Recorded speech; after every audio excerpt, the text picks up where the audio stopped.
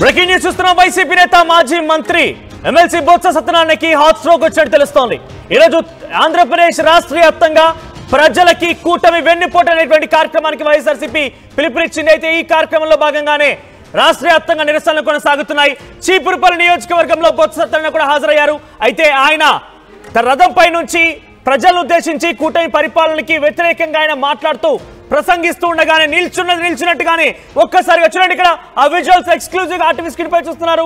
ఆ విజువల్స్ మాట్లాడుతూ ఒక్కసారిగా సైలెంట్ అయిపోయారు. చేతిలో మైక్ ఉంది, పక్కనే కార్యకర్తలు ఉన్నారు, మరో మాజీ ఎంపీ కూడా ఉన్నారు. అందరూ కూడా ఏం జరిగిందో అర్థం కాని స్థితిలో అందరూ ఆయనకి నీళ్ళందించే ప్రయత్నం చేస్తున్నారు. ఒక్కసారిగా ఆయన కళ్ళు పైకి చూస్తూ ఇది డెఫినెట్ గా సొమ్మసిల్లిపోవడం అయితే కాదు, ఆయన అస్వస్థత గురవడం స్పృహ పడిపోవడం అయితే కాదు, ఆయన కళ్ళు పైకి చూసి కళ్ళు తెరుచుకొని అలా కుప్పకూలిపోయారు. మనం బేసిక్గా ఇటువంటి దృశ్యాల్ని సోషల్ మీడియా అప్పుడప్పుడు చూస్తూ ఉంటాం. నిలిచిన చూటే కుప్పకూలిపోవడం అనేది బహుశా ఇప్పుడు ఆ విజువల్స్ లో మీకు కనిపిస్తున్నారు. బొత్స సత్యనారాయణ నిల్చున్నారు చీపురుపల్లి నియోజకవర్గంలో. ప్రజలకి కూటమి వెన్నుపోటు అనేటువంటి ఆ కార్యక్రమానికి పిలిపించిన నేపథ్యంలో జగన్మోహన్ రెడ్డి పిలుపుకు ఆదేశానుసారం వీరంతా కూడా నిరసన వ్యక్తం చేస్తున్నారు. ఆయన మొదట ప్రసంగం నుంచి కూడా కొంత అనీజీగానే ఉన్నారు. ఆయన బేసిక్గా మాట్లాడేటువంటి తీరు కూడా కొంత కాస్త ఆలస్యంగా నెమ్మదిగానే మాట్లాడుతూ ఉంటారు. ఆయన ప్రవర్తన అక్కడ చూసినా కూడా కాస్త సైలెంట్గా నెమ్మదిగానే ఉన్నారు. మాట్లాడుతూ అలాగే ఒక్కసారిగా ఆయన సైలెంట్ అయిపోయారు.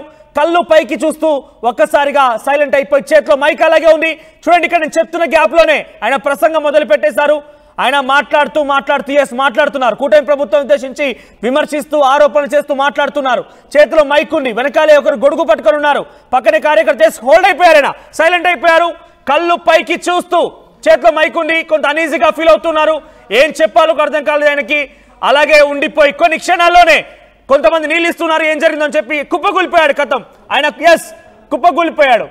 సో అది ఆ ఎండ తీవ్రతనా లేదంటే ఆయన అనారోగ్య బారిన పడ్డారా ఏమో తెలియదు, కానీ ఒక్కసారిగా ఆయన కుప్పకూలిపోయారు. ఇది డెఫినెట్గా హార్ట్ స్ట్రోక్ అన్నట్టుగానే ఆ వైద్యులు చెప్తున్నారు. ఈ దృశ్యాలు చూసిన వారంతా కూడా ఎక్స్పర్ట్స్ హార్ట్ స్ట్రోక్ అని చెప్తున్నారు. ఏడాది క్రితం కూడా ఆయనకి హార్ట్ సర్జరీ అని తెలుస్తోంది. ఏడాది క్రితం కూడా ఆయనకు హార్ట్ సర్జరీ అయింది. అయితే దాని తాలూకా ప్రభావం ఇప్పుడు మళ్ళీ చూపించిందనేటువంటి ఒక అనుమానం కూడా వ్యక్తమవుతోంది. ప్రస్తుతం ఆయన ఆ చీపురుపల్లి దగ్గర నుంచి ఆయన ప్రసంగించే దగ్గర నుంచి గరివిడికి తీసుకువెళ్లారు. గరివిడిలో వైసీపీ కార్యాలయం ఉంది, అక్కడికి తరలించారు ఆయన్ని. మాట్లాడుతూ అందరూ కూడా ఆశ్చర్యపోయారు. ఆయన మాట్లాడుతూ ఒకేసారి ఏం చెప్పలేదు. పక్కన వారు కనీసం తనకు ఆరోగ్యం ఇలా అవుతోంది, అనారోగ్యం అవుతోంది, చెస్ట్ లో పెయిన్ వస్తుందని కానీ ఇంకేదైనా చెప్పినా కూడా ముందుగా ఆయన హాస్పిటల్ తరలించేవారేమో, కానీ ఆయన ఏం చెప్పకుండానే అలా కుప్పకూలిపోయారు. అయితే ఇది బహుశా ఒకవేళ కనుక కళ్ళు తిరిగి పడిపోయారు, స్పృహ తప్పిపోయారంటే కనుక డెఫినెట్ గా కొంత ఆయన ముందుగా చెప్పేవాడు, లేదంటే తనకు తల తిరుగుతుందని కానీ, లేదంటే ఆయన కళ్ళు మూసుకొని కింద పడిపోయాడు. కానీ చూస్తూ మాట్లాడుతూనే అలా జరిగిందని డెఫినెట్ గా ఇది హార్ట్ స్ట్రోక్ తాలూకా అనేది మాత్రం చాలా క్లియర్ గా ఎక్స్పర్ట్స్ చూసిన వాళ్ళు చెప్తున్నారు.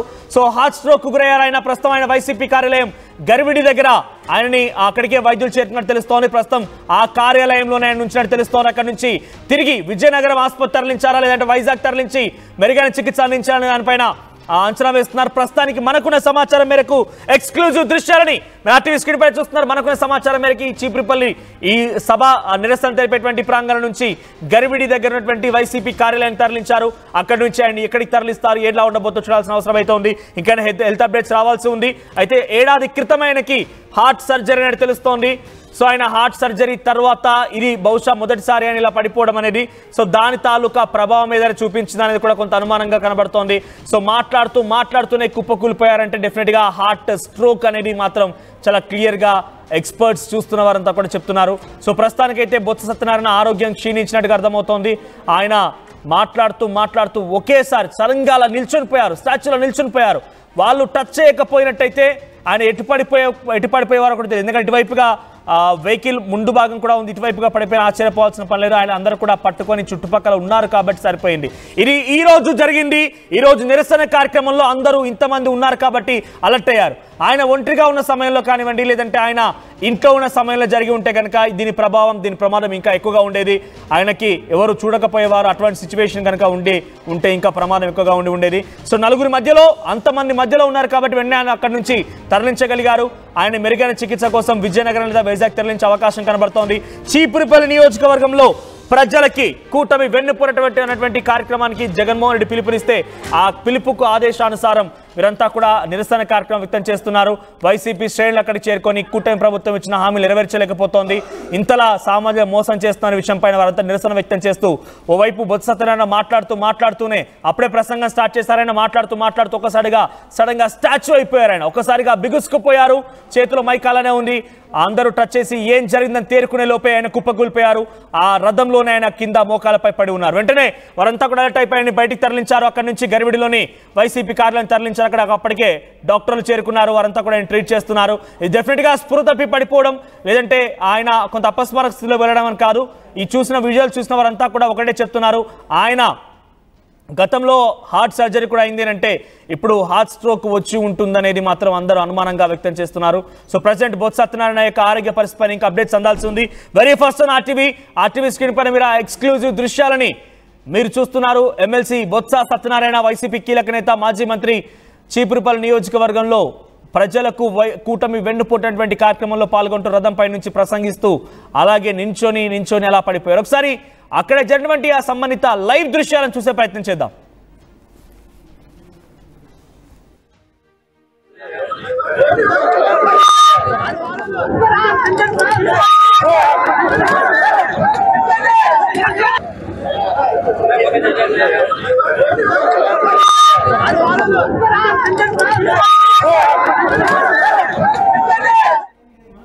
అయితే ఈ కార్యక్రమంలో ఆయన ర్యాలీగా కూడా నడిచి వెళ్ళారట, చాలా దూరం నుంచి ర్యాలీగా నడుస్తూ వచ్చారట. అయితే బేసిక్గా అక్కడి నుంచి వచ్చేప్పుడు ఆ ఎండ తీవ్రత కారణంగా ఇలా జరిగిందా అనేది కూడా ఒక అనుమానంగా ఉంది. ఎండ తీవ్రత ఒకవైపు నడుచుకుంటూ వచ్చారు, ఏడాది క్రితం హార్ట్ సర్జరీ అయింది, ఇవన్నీ కలగలిసి ఉన్నాయి. కాబట్టి ప్రస్తుతానికి ఆయనకి ఏం జరిగిందనేది వైసీపీ కార్యకర్తలు కాస్త ఆందోళన వ్యక్తమవుతుంది. ఒక్కసారి ఆయన కుప్పకూలిపోవడమే ఆలస్యం, వెంట అందరూ కూడా నినాదాలు చేస్తున్నారు. బొత్స సత్యనారాయణకు సంబంధించి వారి అభిమానులంతా కూడా కొంత ఆందోళన చెందారు, అందరూ కూడా భయాందోళనకు గురయ్యారు. సో వారంతా కూడా ఒక్కసారిగా అలర్ట్ అయిపోయి ఆయన వెంటనే కరివిడిలోని వైసీపీ కార్యాలయాన్ని తీసుకొచ్చారు. మాట్లాడుతూనే ఒక్కసారిగా కుప్పకూలిపోవడం చాలా ఆశ్చర్యానికి ఆందోళన కలిగిస్తోంది. సో డెఫినెట్గా ఇది హార్ట్ స్ట్రోక్, గుండెపోటు తాలూకా సిమ్టమ్స్ లానే కనబడుతున్నాయంటూ డాక్టర్స్ చెప్తున్నారు. సో ప్రెసెంట్ అయితే ఆయన మాట్లాడుతూ కుప్పకూలిపోయినటువంటి అంశం పైన వైసీపీ శ్రేణులు పెద్ద ఎత్తున ఆందోళన వ్యక్తం చేస్తున్నారు. ఇప్పుడు ఆంధ్రప్రదేశ్లో రాష్ట్ర వ్యాప్తంగా ఒకవైపు ప్రజలకు కూటమి వెన్నుపోటు అనే కార్యక్రమం కొనసాగుతుండగా ఈ ఘటన జరగడంతో అందరూ కూడా ఆందోళన వ్యక్తం చేస్తూ బొత్స సత్యనారాయణ ఆరోగ్య పరిస్థితిపై అందరూ ఆరా తీసే ప్రయత్నం చేస్తున్నారు. సో ప్రెసెంట్ అయితే బొత్స సత్యనారాయణ కొద్దిసేపు పాటుగా ర్యాలీగా నడిచి వచ్చి అక్కడికి వచ్చిన తర్వాత రథంపైకి ఎక్కి ఆయన మాట్లాడడం ప్రారంభించారు. కాబట్టి సో ఈ సిచ్యువేషన్లో ఆయన నడిచి వచ్చేటువంటి ఆ సందర్భంలోనే ఆయన అవస్థకు గురయ్యారా, వీడికి వచ్చిన తర్వాత మాట్లాడలేక ఆయన అలా పడిపోయారా, ఆయనకి స్పృహ తప్పి ఇక్కడ రైట్ సైడ్ దృశ్యాలు మనం చూస్తున్నాం. ఆయన రథంపై నుంచి కిందికి తరలించి వెంటనే హాస్పిటల్కి తరలించేటువంటి ఆ దృశ్యాలు మీరు ఆర్టీవీ స్క్రీన్ పైన చూస్తున్నారు. సో రథంపై నుంచి కార్యకర్తలంతా కూడా ఆయనని తల వైపుగా పట్టుకొని అక్కడి నుంచి తరలించే ప్రయత్నం చేస్తున్నారు. అప్పటికే ఆయన స్పృహ పడిపోయి ఎవరితో మాట్లాడాలి, అన్కాన్షియస్ స్టేజ్లోకి వెళ్ళిపోయారు. ఆయన అన్కాన్షియస్ అయిపోయారు. అక్కడి నుంచి వెంటనే తరలించి హాస్పిటల్ అక్కడికి సంబంధిత వైసీపీ కార్యాలయం తరలించగానే అక్కడికి ఆల్రెడీ వైసీపీకి సంబంధించినటువంటి కార్యాలయంలో ఆయనకి చికిత్స అందిస్తున్నట్టు తెలుస్తోంది. మరి సామాన్యమైనటువంటి స్పృహ పడిపోవడం, బీపీలో అవడం అటువంటి సిమ్టమ్సే కనుక ఉంటే కొంత ఆయన ముందుగానే చెప్పేవాడు, ముందుగానే పక్కన తోటి కార్యకర్తలకు లేదంటే పక్కన మిగతా ప్రజాప్రతినిధులకు కొంత అడ్రస్ చేసేవాడు. కానీ ఆయనకి ఎటువంటి సిచ్యువేషన్లో ఆయన ఫీల్ అవ్వలేదు, డైరెక్ట్గా ఇది ఒక హార్ట్ స్ట్రోక్ లాగానే ఎఫెక్ట్ అయినట్టుగా తెలుస్తోంది. ప్రస్తుతానికైతే ఆయన ఆరోగ్య పరిస్థితిపైన ఇంకా అప్డేట్ అందాల్సి ఉంది. సో మాట్లాడుతూనే ఒక్కసారిగా కుప్పకూలిపోవడం అటు చూసేటువంటి ప్రజల్ని కూడా భయభ్రాంతలకు గురి చేసింది. ఏమై ఉంటుందో అందరూ కూడా అక్కడి నుంచి అటు గర్విడి వైసీపీ కార్యాలయం వరకు కూడా పరుగులు పెట్టారు. సో ముందుగా ఈ రథం ఎక్కి ఆయన ప్రసంగించే కంటే ముందు కొంత దూరం పాటుగా నడుచుకుంటూ వచ్చారు, ఆయన ర్యాలీగా వచ్చారు. కార్యకర్తలతో సామాన్య ప్రజలతో నినాదాలు చేస్తూ కూటమి ప్రభుత్వానికి వ్యతిరేకంగా నిరసన వ్యక్తం చేస్తూ ర్యాలీగా పాదయాత్ర కాడికి చేరుకున్నట్టు తెలుస్తోంది. సో ఎండ తీవ్రత కూడా ఎక్కువగానే ఉంది కాబట్టి ఈ నడక ఎండ తీవ్రత రెండు కలగలిపి గతంలో హార్ట్ సర్జరీ కూడా అయింది కాబట్టి ఇవన్నీ కూడా ఆయనకు ఒకటేసారిగా అటాక్ ఇచ్చి ఈ రకమైనటువంటి ప్రమాదానికి ఆయన గురైనట్టుగా తెలుస్తోంది. కానీ ఇక్కడ ఇంతమందిలో జరిగింది కాబట్టి హుటాహుట్న హాస్పిటల్ తరలించడమో లేకుంటే ఆయన చికిత్స నిమిత్తం అక్కడ తరలించడం లాంటిదో ప్రయత్నం చేయగలిగారు. కానీ ఇది మాత్రం నిజంగా ఒంటరిగా అయితే కనుక అంటే ఆయన ఒంటరిగా ఉన్నప్పుడు లేదంటే ఆయన ట్రావెలింగ్లో ఉన్నప్పుడు కనుక ఉండుంటే, ఎందుకంటే చివరిగా మాట్లాడలేకపోయాడు కూడా, చివరిగా ఆయన ఏం చెప్పలేకపోయాడు కూడా, ఒంటరిగా ఉండుంటే కనుక ఈ ప్రమాదం ఎక్కువగా ఉండేది. చాలా తీవ్రమైనటువంటి ప్రభావం చూపించింది. కానీ ఇక్కడ అందరూ ఉన్నారు, వెంటనే హుటాహుటిన హాస్పిటల్ తరలించడం, అటు పిమ్మట చికిత్స అందించేటువంటి ప్రయత్నం త్వరగా జరుగుతూ ఉన్నాయి. సో ఎప్పటికప్పుడు బొత్స సత్యనారాయణకి సంబంధించి అప్డేట్స్ మేము తెలుసుకునే ప్రయత్నం చేస్తున్నాము.